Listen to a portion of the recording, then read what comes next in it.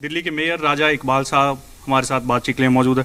Sir, Delhi सरकार ने बड़ा फैसला लिया है। कमिश्नर जो दिल्ली नगर निगम के होते हैं उनकी जो वित्तीय शक्तियां हैं उनको बढ़ा दिया गया। पहले 5 करोड़ थी, अब 50 करोड़ तक के जो उनके हाथ में जो है वो पावर होगी, यानी कि बड़े फैसले लिए जा सकते हैं योजनाओं को लेकर। देखो, जो भी, क्योंकि दिल्ली सरकार हो या निगम हो, हम सबका एक ही ध्येय है कि हमने जनहित में काम करना है।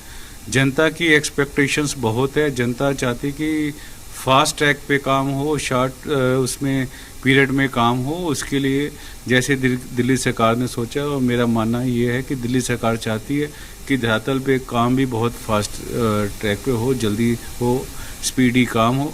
तो जो उन्होंने सोचा, बढ़िया ही सोचा होगा। विपक्ष इसको लेकर लेकिन सवाल उठा रहा है और कह रहा है कि एमसीडी का जो एक्ट होता है उसमें बदलाव होना चाहिए था, उसके बाद ही इस तरह के निर्णय लिए जा सकते हैं। देखो, उन्होंने भी सोच समझ के फैसला लिया होगा, मेरा मानना ये है।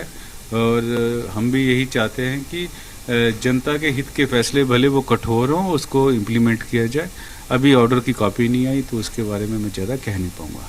एक और सवाल उठा रहा है विपक्ष, कह रहा है कि भाई जो जनता द्वारा चुने हुए पार्षद पहुंचते हैं, मेयर है, स्टैंडिंग कमेटी हैं, ये तमाम लोग हैं, तो क्या अब बाबुओं के उससे जो है विकास कार्य होंगे, उनके अनुसार जो है सरकारें चलेंगी? क्या सरकार इस तरह से चाहती है दिल्ली की सरकार? देखो, विपक्ष का काम है भ्रम फैलाना, अफवाह फैलाना।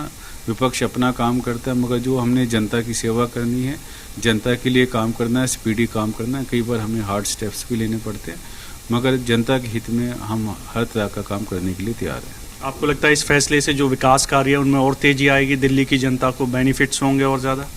देखो, तेजी आएगी तभी ऐसा इन्होंने स्टेप लिया।